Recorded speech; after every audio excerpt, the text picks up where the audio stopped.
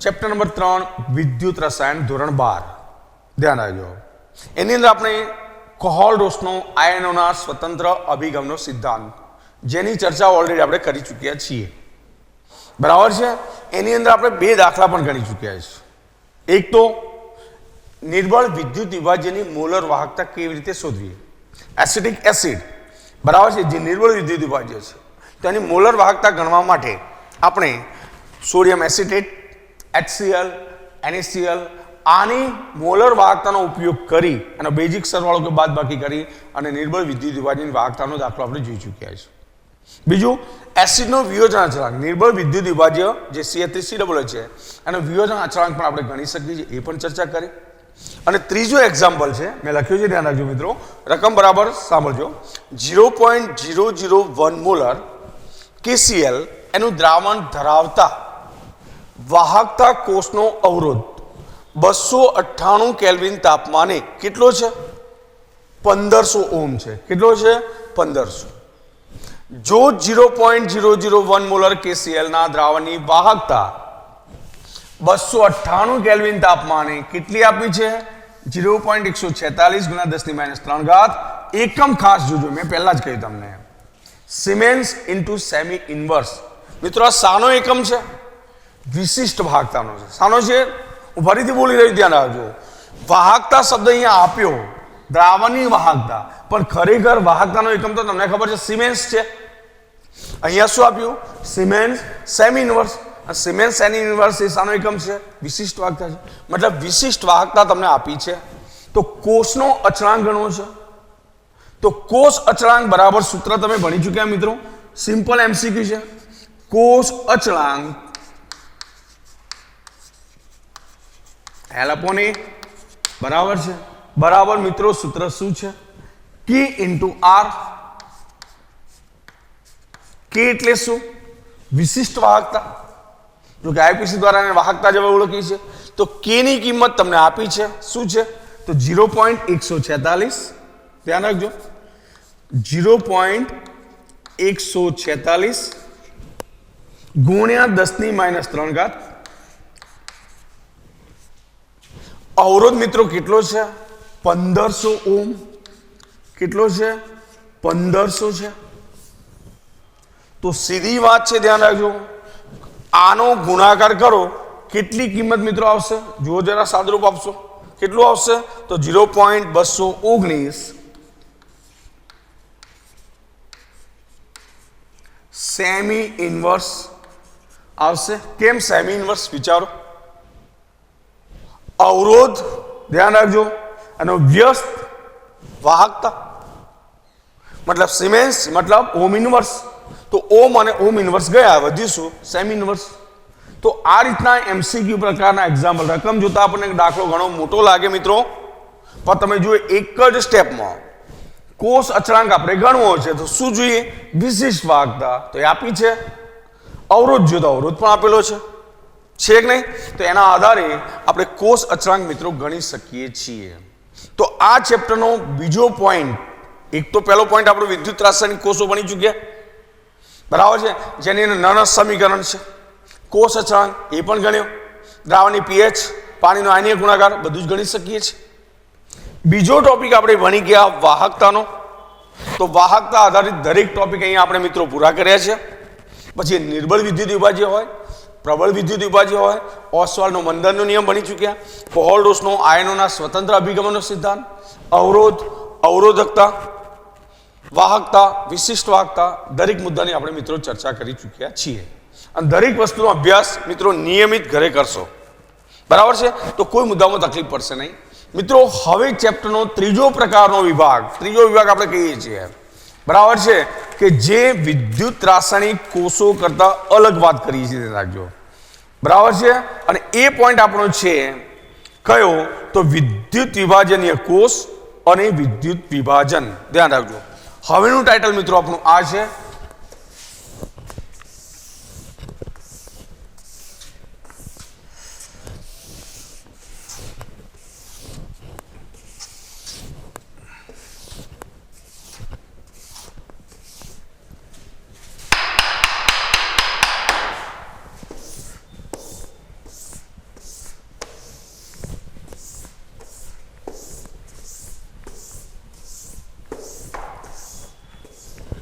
તો મિત્રો નવું ટાઇટલ છે વિદ્યુત વિભાજનીય કોષ.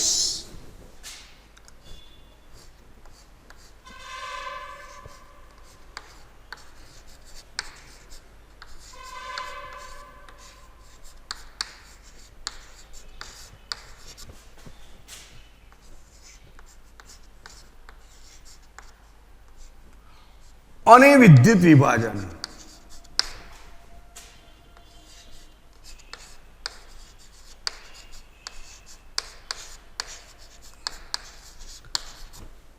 બરાબર છે મિત્રો.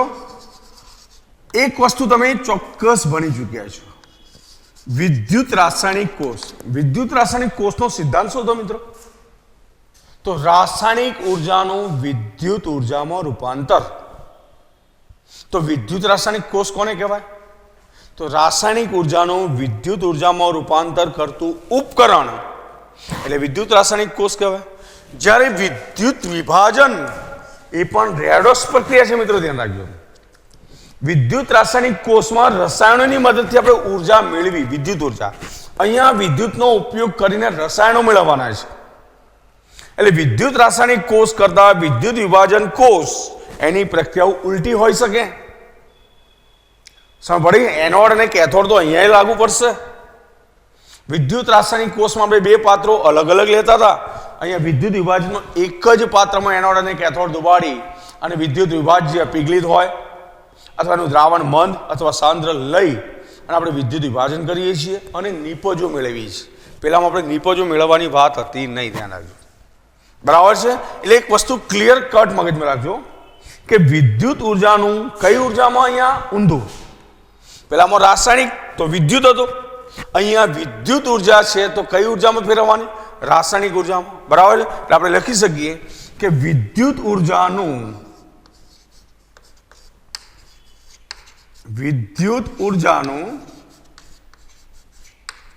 રાસાયણિક ઉર્જામાં, કઈ ઉર્જામાં? રાસાયણિક ઉર્જામાં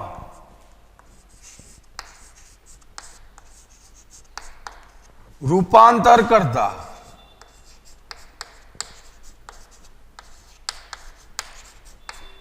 ઉપકરણને શું કહીશું આપણે મિત્રો? તો વિદ્યુત વિભાજન કોષ કહે છે.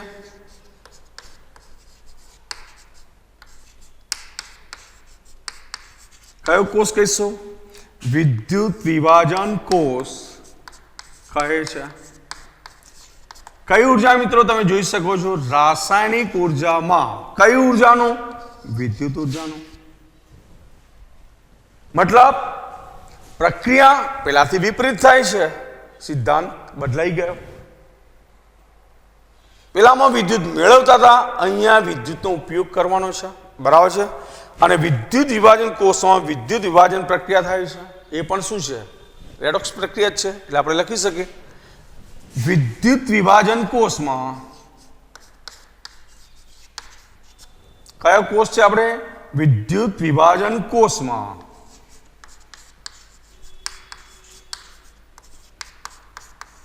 વિદ્યુતની મદદથી વિભાજન વાત થાય છે.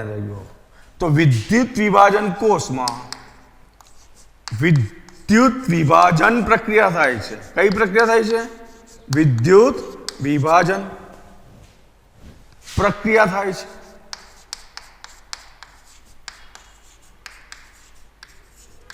જે કઈ પ્રક્રિયા મેં કહ્યું? રેડોક્સ પ્રક્રિયા જ છે. કઈ પ્રક્રિયા છે? રેડોક્સ પ્રક્રિયા જ છે. ધ્યાન રાખજો. મતલબ વિદ્યુત વિભાજન એ પણ રેડોક્સ પ્રક્રિયા છે. વિદ્યુત રાસાયણિક કોષમાં થતી પ્રક્રિયા એ પણ રેડોક્સ પ્રક્રિયા છે. હવે વાત કરીએ છીએ વિદ્યુત વિભાજન. બરાબર છે મિત્રો. તો વિદ્યુત વિભાજનની વ્યાખ્યા લખું છું, ધ્યાન રાખજો. વિદ્યુત વિભાજન કોને કહીશું?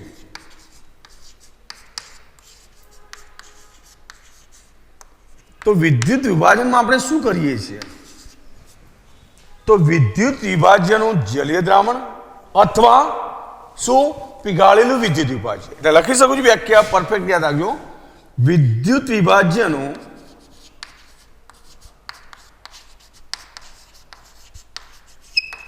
જલીય દ્રાવણ અથવા પીગાળેલું વિદ્યુત વિભાજ્ય. કેવું? પીગાળેલું. જેમ કે NaCl હોય તો NaCl ને પીગાળેલું વિદ્યુત વિભાજ્ય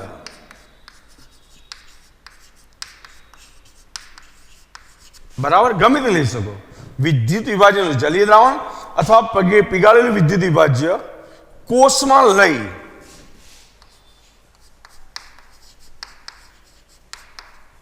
કયા કોષમાં?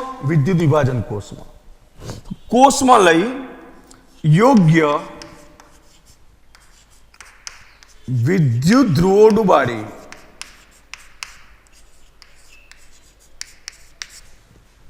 બરાબર છે. એક કોષમાં લઈ યોગ્ય વિદ્યુત ધ્રુવો ડુબાડી વિદ્યુત પ્રવાહ પસાર કરતા. શું પસાર કરીએ આપણે? વિદ્યુત પ્રવાહ પસાર કરવામાં આવે. તો મિત્રો શું થશે? વિભાજન થવાનું, એટલે આયનો બનવાના છે બરાબર છે. તો વિદ્યુત ધ્રુવો પર કઈ પ્રક્રિયાઓ થશે? ઓક્સિડેશન અને રિડક્શન. એટલે વિદ્યુત પ્રવાહ પસાર કરતા વિદ્યુત ધ્રુવો પર કઈ પ્રક્રિયાઓ? ઓક્સિડેશન અને રિડક્શન. એક ઉપર ઓક્સિડેશન તો બીજા ઉપર શું થશે? રિડક્શન. તો ઓક્સિડેશન અને રિડક્શન પ્રક્રિયાઓ થઈ. કઈ પ્રક્રિયાઓ થઈ છે? ઓક્સિડેશન અને રિડક્શન પ્રક્રિયાઓ થઈ.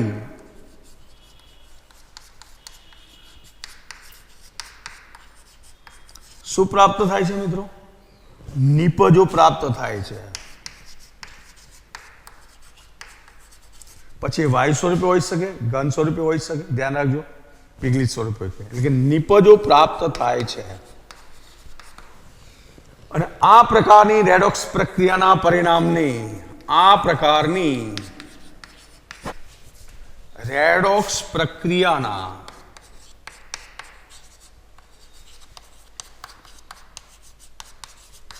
પરિણામને શું કહીશું મિત્રો? વિદ્યુત વિભાજન કહે છે.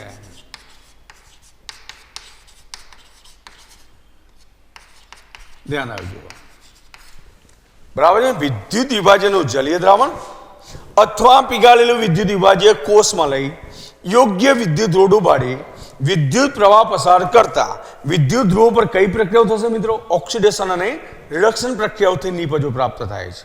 અને આ પ્રકારની રેડોક્સ પ્રક્રિયાનું પરિણામ છે અને આપણે શું કહીશું? વિદ્યુત વિભાજન. બરાબર છે મિત્રો. ઉદાહરણ દ્વારા આપણે દરેક વસ્તુને સમજવા પ્રયત્ન કરીએ. હવે કે દાખલા તરીકે કોપર સલ્ફેટ છે, એનું જલીય દ્રાવણ આપણે લીધું બરાબર છે અને વિદ્યુત વિભાજન પ્રક્રિયા કરીએ કોપરના ધ્રુવો ડુબાડીને, તો શું પરિસ્થિતિ હશે એ સમજીએ. હવે ધ્યાન રાખજો. તો ધ્યાન રાખજો, આ મુદ્દા નોંધી લેજો. પેલા બંને વ્યાખ્યાઓ મેં લખી છે. એક તો વિદ્યુત વિભાજન કોષની, બીજું વિદ્યુત વિભાજનની. બરાબર છે. ચલો એનાથી આગળ વધીએ. હવે મુદ્દો હવે ટાઇટલ રાખતો નથી, ખ્યાલ આવી જવો જોઈએ તમને મિત્રો. આગળના મુદ્દામાં જઈએ. આમાં નામ જ આગળની ચર્ચામાં જઈએ છીએ. ધ્યાન રાખશો.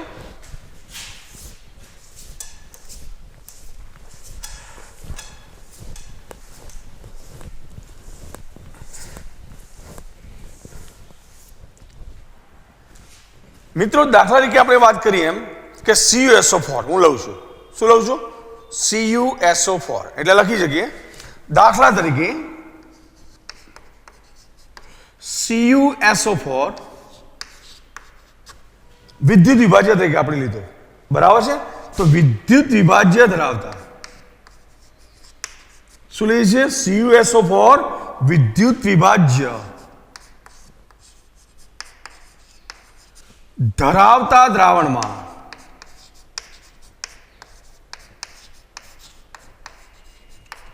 કોપરના જ વિદ્યુત ધ્રુવ ડુબાડીએ. કયા વિદ્યુત ધ્રુવો?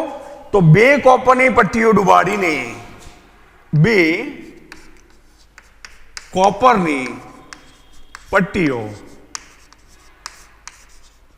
બરાબર છે, મતલબ કોપરના વિદ્યુત ધ્રુવો બરાબર છે, ડુબાડીને વિદ્યુત વિભાજન વિદ્યુત વિભાજન કરવામાં આવે. શું કરીએ આપણે? વિદ્યુત વિભાજન. બરાબર છે. કોષની રચના કરવામાં આવે છે.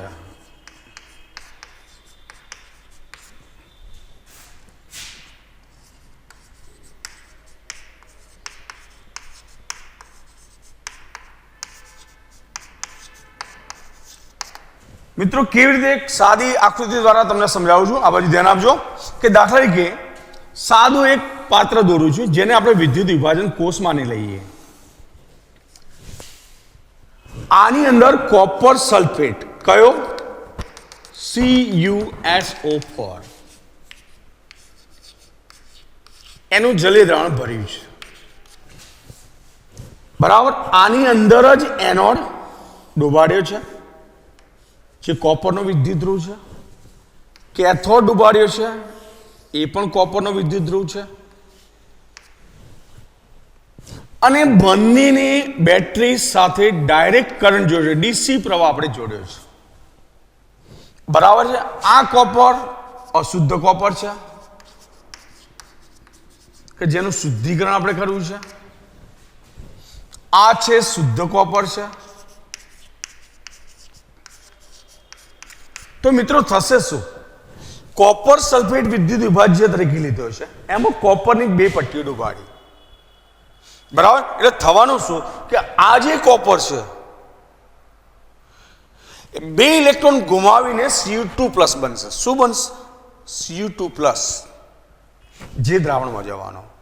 દ્રાવણમાં રહેલો Cu2+ રિડક્શન પ્રક્રિયા અનુભવશે જે કેથોડ પર શક્ય છે અને કોપર સોલિડ બનશે. એટલે થશે શું? સમય જતા એનોડનું વજન ઘટતું જશે. જે આપણે વિદ્યુત રાસાયણિક કોષોમાં વાત કરતા હતા એ રીતે સમય જતા એનોડનું વજન શું થશે? ઘટતું જશે.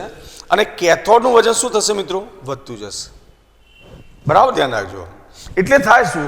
અશુદ્ધ કોપર છે એ દ્રાવણમાં જઈ Cu2+ સ્વરૂપે, બાકીની અશુદ્ધિઓ દ્રાવણના તળિયે જમા થશે અહીંયા આગળ, જેને આપણે એનોડ પંખ કહીએ છીએ. બરાબર. જો કે થિયરી આગળ ભણીશું જ એમાં.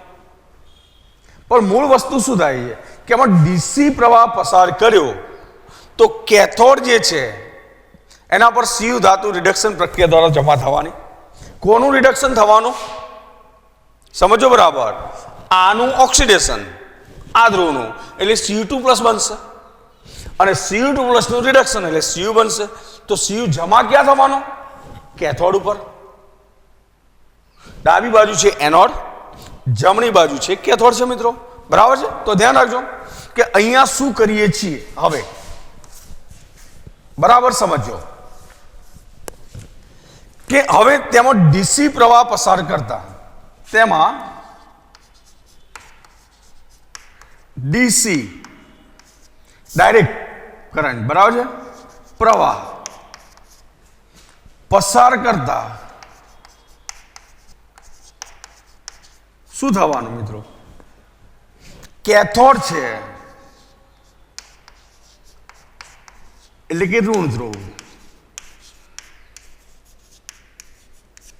બરાબર છે. પર Cu ધાતુ, કઈ ધાતુ? Cu ધાતુ છે એ રિડક્શન પ્રક્રિયા દ્વારા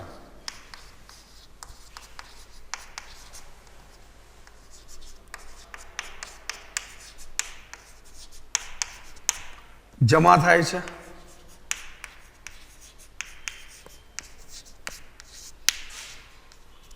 Cu ધાતુ શું થાય છે? રિડક્શન પ્રક્રિયા દ્વારા જમા થાય છે. કેવી રીતે થાય છે તો તમને ખબર હોવી જોઈએ. એટલે કે Cu2+ એક્વિયસ જે હતો જલીય દ્રાવણમાં એ ઇલેક્ટ્રોન મેળવશે બાહ્ય ઇલેક્ટ્રોનના સ્ત્રોત દ્વારા. બરાબર છે. અને Cu સોલિડ બનશે. શું બનશે? Cu solid. એટલે કેથોડ જે છે કે જેને વિદ્યુત વિભાજનની અંદર ઋણ ધ્રુવ કહીએ છીએ મિત્રો. બરાબર છે. તો એની અંદર કોપર જમા થયું અથવા એની ઉપર. બરાબર છે. તથા આપણે લખીએ તથા એનોડ તરીકે વર્તતા કોણ વર્તે છે એનોડ તરીકે? તો કોપર જ છે. તો જે એનોડ તરીકે વર્તા જે કોપરનો સળિયો છે, બરાબર છે, પરથી શું થયું? તો જે Cu ધાતુ હતી કયા સ્વરૂપે? Cu2+ આયનમાં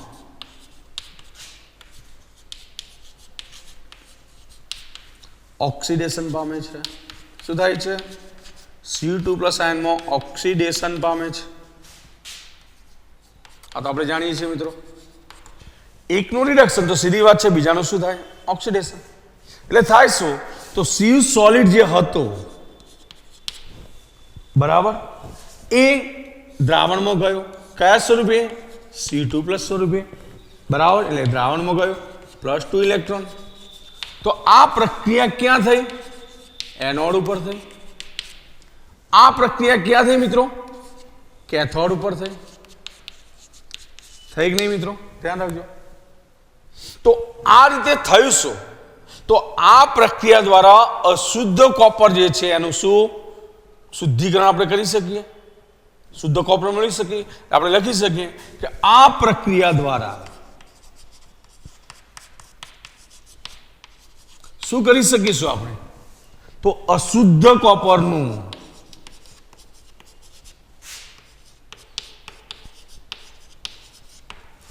શુદ્ધિકરણ કરી શકાય છે.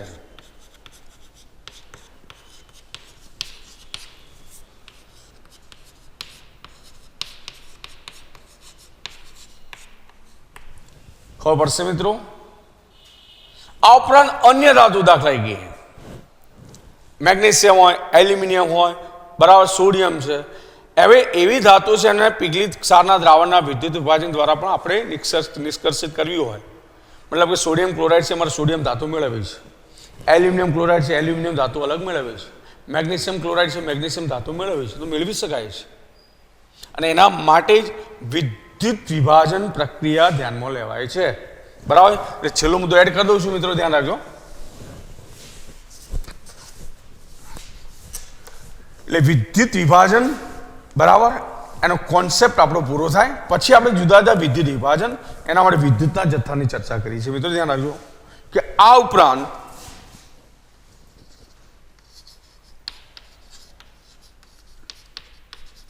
Na એટલે કે સોડિયમ, મેગ્નેશિયમ,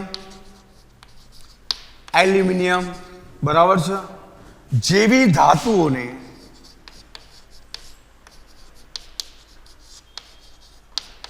નિષ્કર્ષિત કરવી છે તો જલીય દ્રાવણ નહીં લેવાનું, ધ્યાન રાખજો. એમનું પીગલિત ક્ષાર લેવાનું, બરાબર છે. તેમના પીગલિત ક્ષાર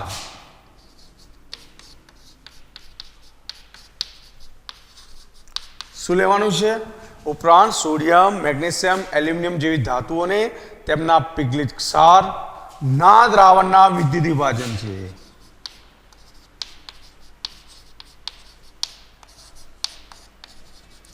વિદ્યુત વિભાજનથી નિષ્કર્ષિત કરી શકાય છે, એટલે મેળવી શકાય છે. નિષ્કર્ષિત કરી શકાય છે એનો મતલબ મેળવી શકાય છે.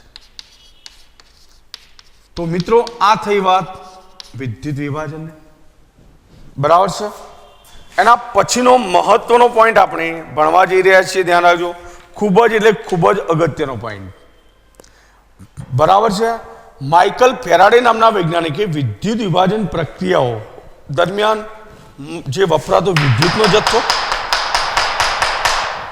અને એ દરમિયાન પ્રાપ્ત થતી નિપજોનો જથ્થો, બરાબર છે, બંને વચ્ચેનો અભ્યાસ એને કરેલો છે. ધ્યાન રાખજો.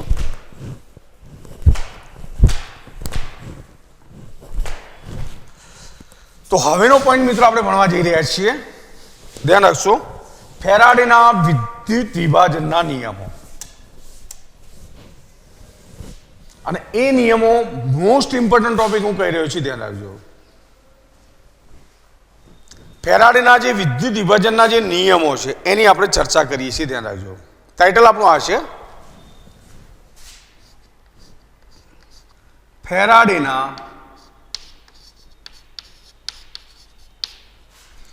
વિદ્યુત વિભાજનના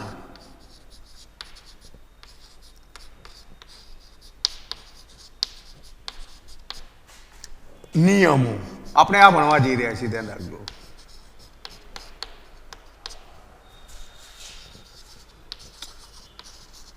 મુખ્ય વસ્તુ એ છે કે વૈજ્ઞાનિક જે માઇકલ ફેરાડે હતો એને શું કર્યું, ઈસવીસન 1834, જો કે આપણે ઈસવીસન મિત્રો યાદ રાખવાની જરૂર નથી, વિદ્યુત વિભાજનથી જે પ્રાપ્ત થતી જે નિપજો છે અથવા એની બાબતો, જથ્થાત્મક બાબતો, બરાબર, એનું વર્ણન કર્યું છે. આપણે લખી શકીએ પહેલો પોઈન્ટ કે વૈજ્ઞાનિક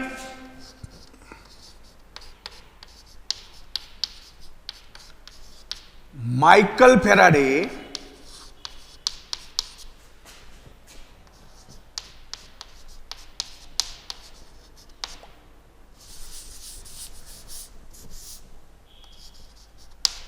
ઈસવીસન 1834, બરાબર છે. ઈસવીસન મિત્રો યાદ નહીં રહે તો ચિંતા ના કરશો. એમાં સૌ પ્રથમ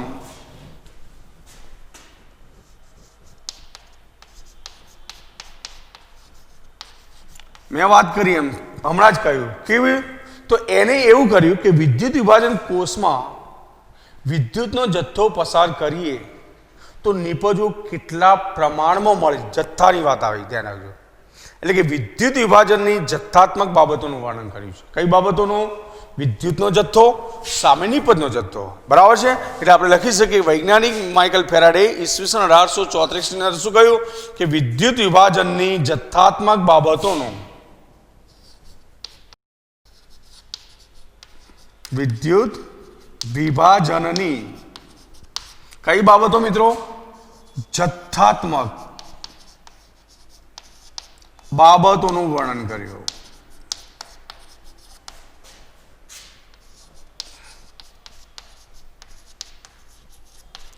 બરાબર છે. અને એને કેટલાક નિયમો તારવ્યા છે અને એ નિયમ આપણે રજૂ કરીએ છીએ. બે નિયમ એને રજૂ કર્યા છે, ધ્યાન રાખજો. એટલે આપણે લખી શકીએ ફેરાડેના વિદ્યુત વિભાજનના નિયમો નીચે મુજબ છે. ફેરાડેના વિદ્યુત વિભાજનના નિયમો નીચે મુજબ છે, બરાબર છે. આમાં પ્રથમ નિયમ હું રજૂ કરું છું મિત્રો, ધ્યાન રાખજો, ખૂબ જ અગત્યનો નિયમ છે. જ્યારે જુદા જુદા સંશોધનો થયા પણ નહોતા, બરાબર, એ વખતે અહીંયા વાત આવી છે. 1834 એટલે મિત્રો આપણને ખબર 19મી સદી જે છે, અને લગભગ એમ કે 20મી સદીની અંદર ઇલેક્ટ્રોન રચના જ કમ્પ્લીટ શોધાઈ છે. એ દરમિયાન અભ્યાસ કરવો ખૂબ મુશ્કેલ હતો, બરાબર છે. તો એને પ્રથમ નિયમ શું કહ્યો રજૂ કર્યો કે વિદ્યુત વિભાજન દરમિયાન વિદ્યુત પ્રવાહને કારણે નિપજ તો મળવાની, બરાબર છે. એટલે લખું છું, ધ્યાન રાખજો, નિયમ કે વિદ્યુત વિભાજન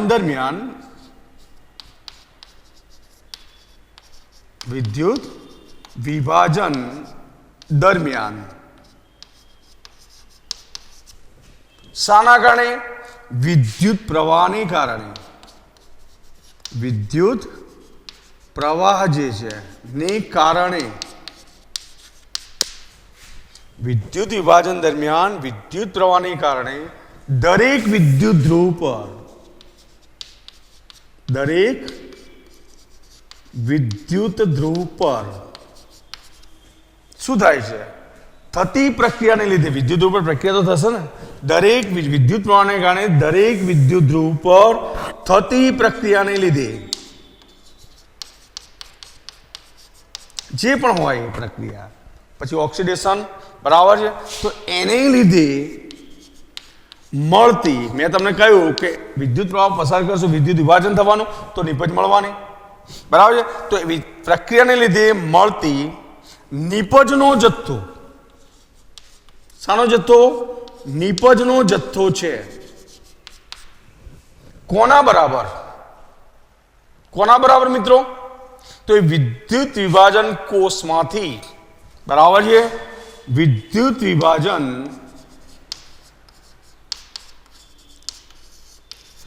કોષમાંથી પસાર થતા કોના વિદ્યુતના જથ્થાના સમપ્રમાણમાં હોય છે. કોના વિદ્યુતના જથ્થાના સમપ્રમાણમાં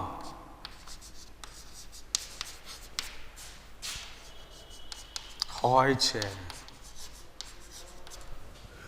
બરાબર છે મિત્રો. ટૂંકમાં નિપજનો જથ્થો કોના સમપ્રમાણમાં? વિદ્યુતના જથ્થાના સમપ્રમાણમાં. આને સરળ રીતે રજૂ કરવો હોય તો એમ જ લખાય કે વિદ્યુત વિભાજન દરમિયાન વિદ્યુત રૂપ પર પ્રાપ્ત થતી નિપજનો જથ્થો. સરળ રીતે બોલવું હોય તો વિદ્યુત વિભાજન દરમિયાન વિદ્યુત ધ્રુવ પર પ્રાપ્ત થતી નિપજનો જથ્થો તેમાંથી પસાર કરેલા વિદ્યુતના જથ્થાના શું છે? સમપ્રમાણમાં હોય છે. ક્લિયર વાત? બરાબર છે. તો આ વાત કરી નિયમ નંબર 1 ની. મિત્રો બીજો નિયમ પણ આપણે લખી દઈએ છીએ, પછી એની વિગતવાર ચર્ચા કરી. પહેલો નિયમ સીધે સીધો વિદ્યુતનો જથ્થો સમપ્રમાણમાં કોના? નિપજના જથ્થાના. વિદ્યુતના જથ્થાને આપણે Q લઈએ, નિપજના જથ્થાને W લઈએ તો Q ચલે છે સીધું W. Q ચલે છે શું? W. Q શું? વિદ્યુતનો જથ્થો. W શું? નિપજનો જથ્થો. બરાબર. આ પ્રથમ નિયમની વાત કરી. બરાબર છે. હવે બીજો નિયમ છે એ વીજ રાસાયણિક તુલ્યભાર ઉપર આધારિત આવ્યો. બરાબર છે. એમાં એને સ્પષ્ટ કરી નાખી. પહેલા નિયમો બધી સ્પષ્ટતાઓ ન હતી, બીજા નિયમો બધી સ્પષ્ટતા એને કરી છે. કે બીજો નિયમ જે છે એમાં એને સ્પષ્ટ કર્યું કે વિદ્યુત રાસાયણિક કોષમાં જ્યારે વિદ્યુત પ્રવાહ પસાર કરો, બરાબર છે, તો જે વિદ્યુત નિપજનો જથ્થો છે સમાન વિદ્યુતનો જથ્થો, જુદા જુદા વિદ્યુત વિભાજ્ય ધરાવતા વિદ્યુત વિભાજન કોષો લઈએ. એકમાં NaCl લીધો, બીજામાં MgCl2 લીધો, ત્રીજામાં AlCl3 લીધો, એમ જુદા જુદા વિદ્યુત વિભાજન કોષો લીધા. બરાબર છે. એને શ્રેણીમાં ગોઠવી, બરાબર, શ્રેણીમાં ગોઠવી અને જો વિદ્યુત પ્રવાહ પસાર કરવામાં આવે એક સમાન, તો મળતી નિપજનો જથ્થો એના રાસાયણિક તુલ્યભાર, સોડિયમ તો એનો તુલ્યભાર એનો જોવાય, મેગ્નેશિયમ તો એનો તુલ્યભાર, એલ્યુમિનિયમ તો એનો તુલ્યભાર, 1 ફેરાડે વિદ્યુતનો જથ્થો 1 મોલ ઇલેક્ટ્રોન પસાર કરીએ ત્યારે એના તુલ્યભારના સમપ્રમાણમાં હોય છે. આ બીજો નિયમ છે મિત્રો, પણ એની ચર્ચા મિત્રો પછીના લેક્ચરમાં કરીશું. Okay, thank you.